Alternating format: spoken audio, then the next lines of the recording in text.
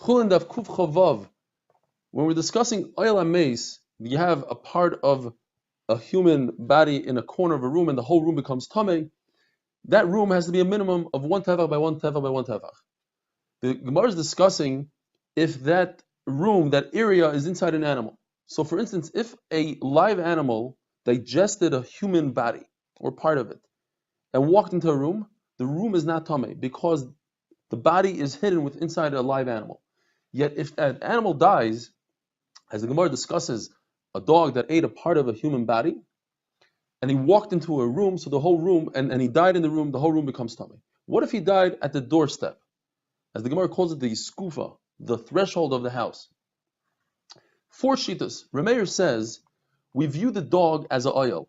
If the dog has a diameter in his neck that's as wide as a tefach. So the way the Gemara measures it usually is 3 to 1. You go a circumference of 3 tefachim around his neck, and then you know you have a tefach in the diameter, and that creates an oil within his neck, and then the tumah continues into the house.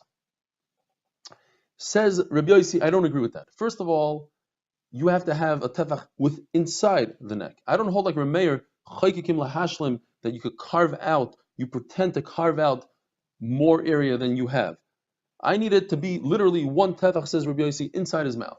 Second of all, the dog's mouth has to be within the doorpost. It can't just be on the threshold outside of the house. And Rabbi Lazar says, we have a concept that we mentioned yesterday, soif tumah latzes. At the end of the day, the tumah is going to come out. So by animal, it comes out of his rectum at the end. So therefore, the rear of the animal has to be facing the house and not the animal's mouth. Rabbi Yehuda ben Meseir says, I am machmer like everybody. I take everybody shita and machmer. First of all, even less than a tefach is mitama. Second of all, not only the rear of the animal facing the house, but even the mouth of the animal facing the house, I'm also mitama because sometimes the animal throws up, and also the tumah comes in through the mouth, so in that's also mitama. And third of all, it doesn't have to be in the doorpost. The animal could be also on the skufa, on the threshold. We mentioned yesterday, Rabbi Yossi holds that tumas maga and tumas oil are one of the same. So if you were to touch a havik azayis with your left hand and create an oil, hover over a havik azayis with your right hand, the two combine to make you tamei because they have one name. They're one of the same. Who's mechalek on that? Reb Shimon. Shimon says there's a list of parts of the human body that become tamei, create tumah, and there's 3 types of tumah. There's tumas masa, maga, and oil, touching, lifting, and hovering over. You have, for instance, the skull of a human, the spine, a kazayas, most of the bones, most of the number of the bones, most of the minyan, you have a roiva, you have all sorts. All those that we mentioned have all 3 tumas. You could touch them, you could lift them, you could hover over them, and you're tamei.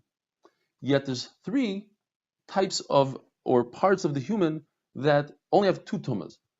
And he goes on to say, tarverd rekev, corpse dust, a ladle full of corpse dust, you cannot possibly become tamei by touching part of it, because you have to touch every single particle, and you can't.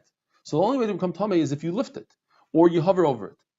So when he says that, he's actually being mechulek on Rabbi Yossi, because Rabbi Yossi says that touching is oil, and over here he said, you can't touch, but you could do oil. So he says that oil and touching are different. Then he goes on to say that a barley size bone, you can't do oil. You cannot do oil, but you could touch it and you could lift it. And finally, you have the goylel and doifek, meaning the cover of a coffin and the sides of the coffin have halacha Moshe Messinai that only maga, touching, and oil are tamei, but not masa, lifting. You don't become tamei. That's halacha Moshe Messinai. Just as the esem kitzaira is halacha Moshe Messinai that there's no oil on a bone. The Torah says by sheretz bin v'lasa, you have to touch its nevela, its basar, but not its bone. So if you have a sealed bone, not. The bone marrow is basar, so yes. So if you have a hole in the bone that you could reach, you could access the bone marrow with a hair, even if it's the size of a hair, you become tamei, because the Torah says hanugeya yitma, there's an extra yud, says Rashi, and that's how we marry it. If you have the skin of an animal, so really you can't access the meat, the tumah inside. So maybe it shouldn't be a shomer, it shouldn't become tamei, says the Gemara. Well, every skin has a lot of holes in it. You have the eyes, the ears, the nose, so you could access. What about the kidney? It has a layer of fat surrounding it. So the fat perhaps shouldn't be a shomer because you can't get into the kidney. Says the Gemara, yes, but there's little strings, there's veins, certain things that come out of the kidney past the fat, past the chaylev, and therefore you could access the kidney. What happens? We said if you make a hole in a bone, you could access the bone marrow. What if in his mind he decided he wants to make a hole, but he didn't have a chance to get to it yet? Maybe it's considered as if there's a hole. Says our Gemara, yes, that's considered a hole. There are many Rishonim that are not Goyres this Gemara, and the halacha would come out differently according to those Rishonim. The Mishnah says that an egg of a sheretz, let's say a lizard laid eggs. So if you could access the inside of the egg, then you become tamei if there's a hole. But the shell itself provides protection, provides the tumah doesn't come out. There is no tumah yet because it's closed up by the shell. Again, by sheretz, there's also a separate word that says by sheretz yitma with a yud, and it says hatmeim, that they become the bone of a sheretz becomes tamei, and also the egg of sheretz. There's a concept of in the Gemara's time there was a mouse that was created from the ground, spontaneous generation, and in the middle of its generation, when it's being developed, you have a situation where half the mouse is meat and half the mouse is still dirt. Says the Mishnah, if you touch the dirt, you're tar. If you touch the meat, you're tamei. And according to Rabbi Yehuda, if you touch the dirt that's opposite the meat, you are tamei. Rabbi Shimon Levi says, some say that he says it on the first part of the Mishnah, some say he says it on the second part of the Mishnah, that you need to have at least the entire side completely meat. Only then you're tamei by touching it. And if that's the case, then certainly when Rabbi Yehuda says that if you touch the dirt, then obviously it means that the whole other side is full of meat. And some people say, no, Rabbi Shimon Levi said it on Rabbi Yehuda. Rabbi Yehuda said that if you touch the dirt, you become tamei only when you have the whole other side meat, but not necessarily the reisha. The reisha, even if you don't have the whole side meat and you touch part of it, you also become tamei. A chulda, which is a weasel, only exists on land.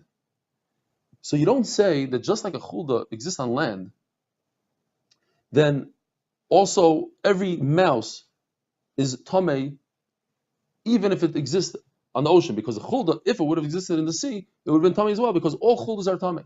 You don't say that. A mouse is only the mouse that lives on the ground and not a sea mouse, because it says ala aretz, it has to be on the ground. However, a land mouse that is found in the sea is also tamei, because it says hashiretz in any place that it exists. Have a wonderful day.